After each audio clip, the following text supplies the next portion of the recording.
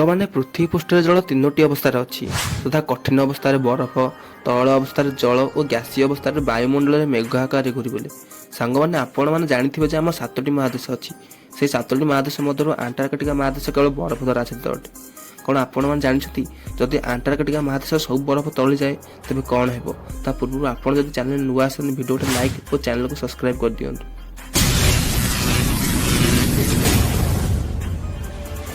ସାଙ୍ଗମାନେ ଆପଣମାନେ ଜାଣିଥିବେ ଯେ ଆଣ୍ଟାର୍କଟିକା ମହାଦେଶ କେବଳ ବରଫରେ ପରିପୂର୍ଣ୍ଣ, ତେଣୁ ଏହି ମହାଦେଶରେ କୌଣସି ମନୁଷ୍ୟ ବାସ କରନ୍ତି ନାହିଁ।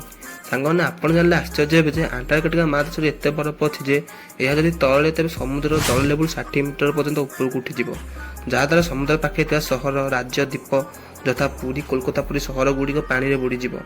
ଆଣ୍ଟାର୍କଟିକା ମହାଦେଶରେ ସବୁ ବରଫ ତଳିବା ଫଳରେ ପାଣିପାଗରେ ବହୁ ପରିବର୍ତ୍ତନ ହେବ, ଯଥା ବାତ୍ୟା, ପ୍ରବଳ ବର୍ଷା ଓ ମରୁଭୂମିର ପରିମାଣ ମଧ୍ୟ ବଢ଼ିଯିବ। ବାୟୁମଣ୍ଡଳର ତାପମାତ୍ରା ମଧ୍ୟ ବଢ଼ିଯିବ।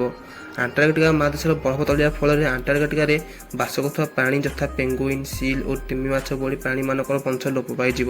ସବୁଠାରୁ ଭୟଙ୍କର କଥା ଏହା ଯେ ଆଣ୍ଟାର୍କଟିକା ମହାଦେଶ ଏବେ ଆସ୍ତେ ଆସ୍ତେ ତଳିବାରେ ଲାଗିଛି, ତେଣୁ ଆମେ ମନୁଷ୍ୟ ସତର୍କ ହେବା ଦରକାର। ଆଣ୍ଟାର୍କଟିକା ମହାଦେଶ ତଳିବାର ମୁଖ୍ୟ କାରଣ ହେଉଛି ଆମେ ମନୁଷ୍ୟ, କାରଣ ମନୁଷ୍ୟ ନିଜ ସ୍ୱାର୍ଥ ପାଇଁ ପୃଥିବୀ ପୃଷ୍ଠରୁ ମନ ଇଚ୍ଛା ଗଛ କାଟିବାରେ ଲାଗିଛି, ଯାହାଫଳରେ ବାୟୁମଣ୍ଡଳରେ ତାପମାତ୍ରା ବଢ଼ୁଛି, ତେଣୁ ଆଣ୍ଟାର୍କଟିକାରେ ବରଫ ତରଳୁଛି। ତେଣୁ ଆମେ ମନୁଷ୍ୟ ଏବେଠାରୁ ସତର୍କ ହେବି ସମସ୍ତେ ଗଛ ଲଗାଇବାକୁ ଚେଷ୍ଟା କରିବା ଦରକାର। ସାଙ୍ଗମାନେ ଆପଣମାନେ ଯଦି ନିଜ ଜୀବନରେ କୌଣସି ଗଛ ଲଗାଇଛନ୍ତି ତେବେ ସେହି ଗଛର ନାମ ନିଶ୍ଚୟ ଆମ କମେଣ୍ଟରେ ଜଣାନ୍ତୁ। ଆଜି ପାଇଁ ଏତିକି, ପୁଣି ଦେଖା ହେବ ଆଉ ଏକ ଭିଡ଼ିଓରେ। ସେତେ ପର୍ଯ୍ୟନ୍ତ ମୋତେ ବିଦାୟ ଦିଅନ୍ତୁ। ରହିଲି, ଜୟ ଜଗନ୍ନାଥ।